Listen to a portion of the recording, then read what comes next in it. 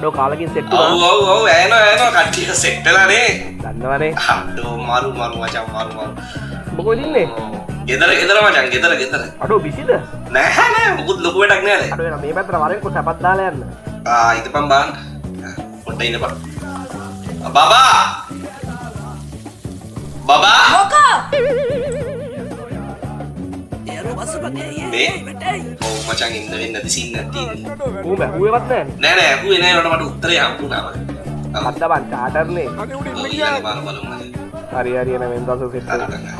ඕකේ මචං. බයි බයි. හරි බයි මචං.